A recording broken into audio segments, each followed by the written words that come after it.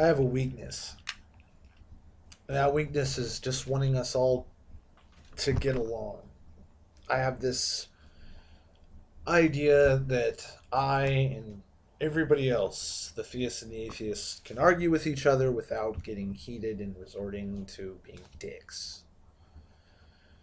And I am naive.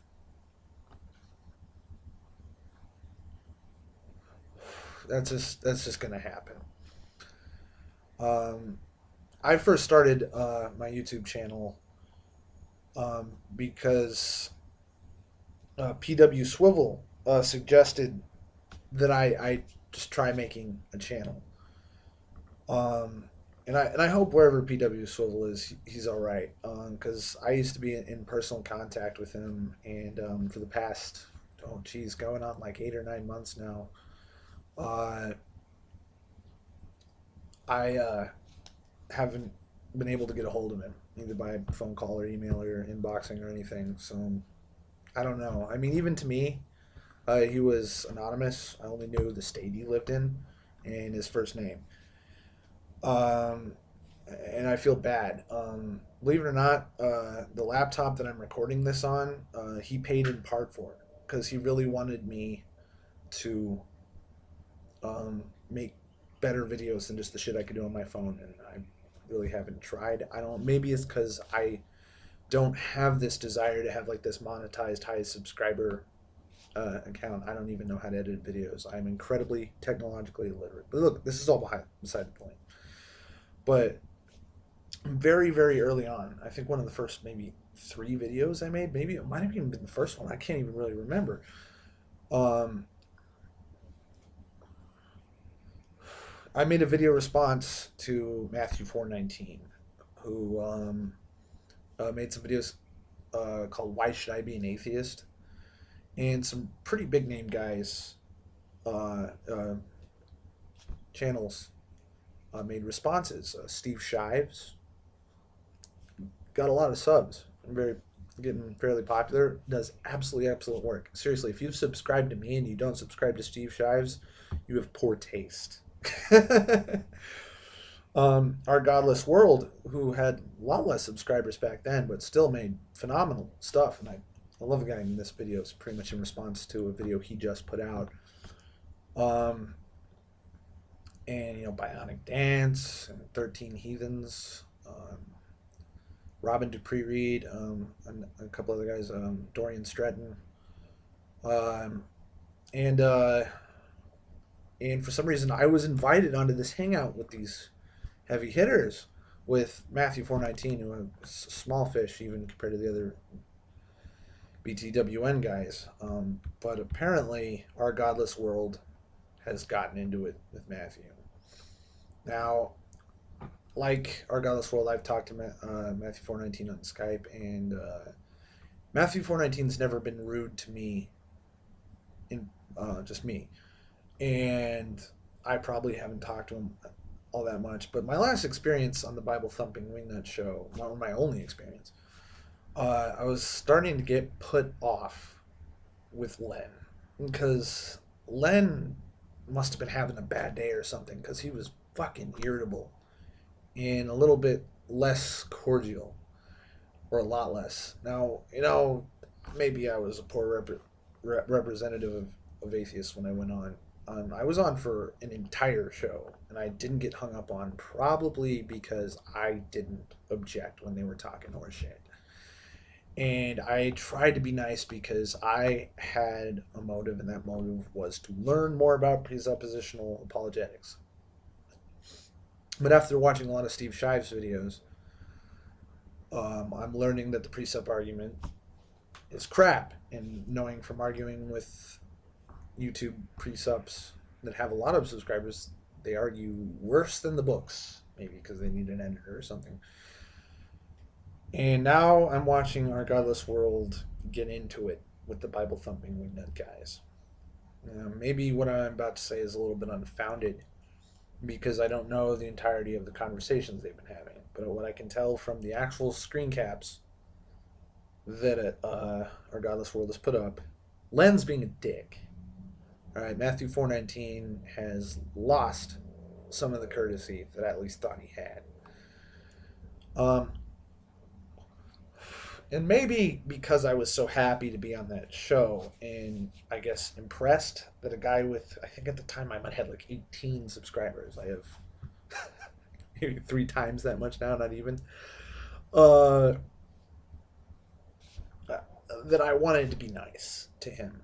And I lack some of the vitriol that a lot of atheists have. And I've been really nice to him. In fact, I think probably been a little bit pathetic about it. Look, he's Matthew 4:19's put out a couple of videos that were mirrors of Saitan Prug and Kate arguing with Matt Dillahunty about this fucking 4-year long argument they've had about debating each other. And I kind of sided with the Bible thumping wingnut guys a little bit. Now, let me explain. My personal opinion of Matt Dillahunty is fuck Matt Dillahunty. I don't like the way he argues. I don't like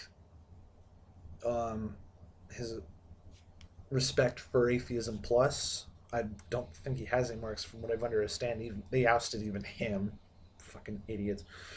And I don't like how he handles being challenged. I've watched the atheist experience enough to know that people who are atheists have argued with him about certain things and he's rude to them. I've seen him be complete dicks when it was a complete dick when it wasn't really necessary to theists. And as a person, Matt Dillahunty, at least as a personality, Matt Dillahunty rubs me the wrong way. I do not like Matt Dillahunty. So I pretty much commented on those mirrors and said, like, look, Matt Dillahunty's a dick. But the thing is, Saitan only had like one objection. It's like he wanted to. So I guess Saitan physically wanted to be on the atheist experience, which he can't. They have a mission statement that it's for the atheist experience is for promoting atheism. They don't have theists behind the camera. They never have, as far as I know. And then Sai was dumb enough because, as far as I could tell, he was cutting up Matt Dillahunty's different YouTube response videos. I mean, I don't really know exactly what Matt Dillahunty said in context because I don't fucking subscribe to Matt Dillahunty. But, like, he's having, like, this mock argument with Matt Dillahunty where he keeps cutting to Matt's video and then cutting back to himself, and Matt Dillahunty's shirt is repeatedly changing. So it's like, I don't even know how he's representing Matt. But, like, his only argument is, I'm afraid if I call in, you're going to hang up on me. And he doesn't deny that they've offered freely every time, we will have a show be pretty much about you. And he even showed on his own biased thing, and I only have Sai's word for this, that they had Ray Comfort on. They talked to Ray Comfort for like 40 minutes or 45 minutes or something. And they didn't hang up on Ray Comfort. If you cannot hang up on Ray Comfort, you cannot hang up on anybody. So they said, we will treat you the same as we treated somebody who's a lot bigger of a fucking fish than you, Sai. And he was still belligerent about it. So I said that. I was like, look, I call it a push. Matt's a dick and Sai has an invalid complaint. But I was still like, I guess, trying to be nice to Matthew. Not Len, who is Matthew 4:19. But our godless world, consider the plug pulled. I'm done being nice to these Bible thumping wingnut presuppositionalists, okay? And it's not even just because I've stopped pretending that they can be nice. And look, the other objection I had is, oh, I'm afraid that if I start winning the argument with Matt Dillahunty, he'll hang up on me. Hello? I've watched the Bible thumping wingnut show before. If you don't like what you're hearing, you hang up. If Matt Dillahunty doesn't like what he's hearing from a theist, he hangs up. So, hypocrisy much?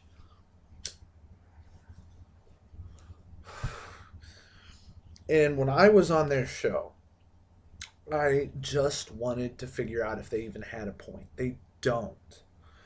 What I was actually digging on them for, and the only time I ever like really objected and said not good enough, you're going to have to do better, and challenge them, because I pretty much just went along with them and was being nice and trying to be like atheist poster child. Look, we can teach him something, just because I wanted to know what the hell they were talking about. I hadn't done that much research or watched or cared as much about the humongous fucking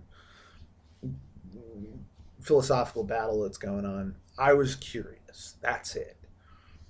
But what I got them on is, okay, God is real because the Bible says so. How do you verify the Bible?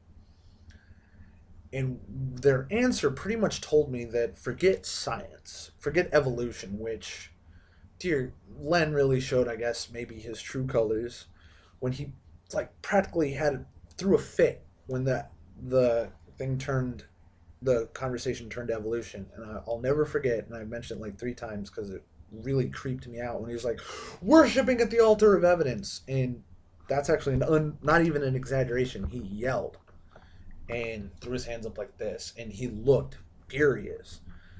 And I'm like, dude, what personal grudge does he have? Because this just doesn't sound like he disagrees. It looks like the thought of evolution angers him, which really creeped me out. So I tried not to be a part of the evolution part. I shut up for like fucking 20 minutes probably. But I digress. The best shot they got from the most intelligent sounding guy they had, I don't remember what his channel name was or if it even said it, but his name was Andrew, who tried to explain it to me, is he was using like the Frank Turek, just the stuff you'll see in Reasonable Faith, Case for Christ, The Reason for God, Reasonable Faith, Mere Christianity. It's the same thing. Is, well, we know exactly what was in the original Gospels because we know that they didn't, like, it wasn't edited or it wasn't corrupted over time. And I was like, not good enough. I can get the original manuscript of a Stephen King novel. I can get the liner notes to Harry Potter. Does that mean that those are true, let alone the Word of God? And I couldn't get them past. We have, I forget what they called it, textual criticism. I don't know what that has to do with that. Or like, we know that they kept track of individual letters and had a running tally of letters and words and phrases. Therefore, we know that the Bible hasn't been corrupted or edited or otherwise, like a game of telephone has weakened through being or been corrupted by retelling. I'm like, great. And then they're like, well, we have the Josephus quote. First of all, the Josephus quote was not written anywhere near the time of Christ, and it was only that a quote that Christianity was a cult at the time. That's it. So I got them past that, and then they kept going back to the Bible's intact. The Bible is intact. That doesn't mean the Bible's true. So these Bible thumping wingnut presuppositionalists don't even forget science, forget evolution. They don't even know how we verify evidence. They can't understand how we know anything is even remotely close to true or a fact or a reliable testimony. They don't know how that works. Forget scientific experimentation. Forget individual scientific disciplines. Forget fucking the way studies are done with like the double blind thing and control groups. They don't understand how people reach valid conclusions. So, in response to Our Godless World, consider the plug pulled. They're not worth your time. They're not worth my time. And it's not just that they're rude. It's not just that they're dishonest. And it's not just that they're... It's just their argument's shit. They don't deserve attention. And here's the gloves coming off. Fuck them. All right? Consider the plug pulled.